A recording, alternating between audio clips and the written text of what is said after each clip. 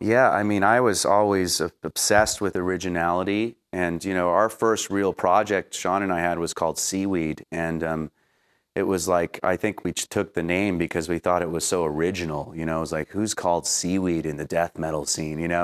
And it was always about being original. And I used to say my favorite band is Voivod. And, because think about Voivod, they were so progressive and cool and probably one of the most underrated bands because they were really doing this art metal thing.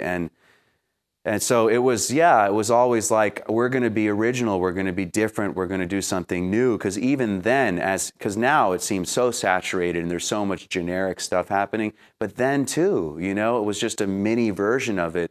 And I remember just going, man, I want to be different. I want to write different music. So we were very concerned with that on a certain conscious level of just being a different kind of artist and having an original perspective. And to some degree, I think it's the duty of an artist and as a musician to find your own voice and to bring something new. Why do the same junk? It's what's the point in that unless you're in a cover band? It's like you might as well get your own thing happening and make it work. So that's definitely been the focus for us, pun intended, to kind of always push the envelope and have our own voice and be unique. And it's it definitely, I think it's one of those things where you can hopefully succeed at in your own little version of it. There's always reference points.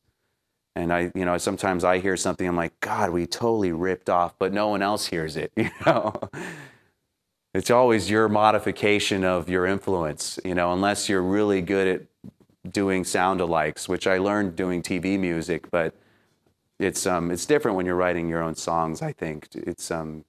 You make it your own, it always has its own color.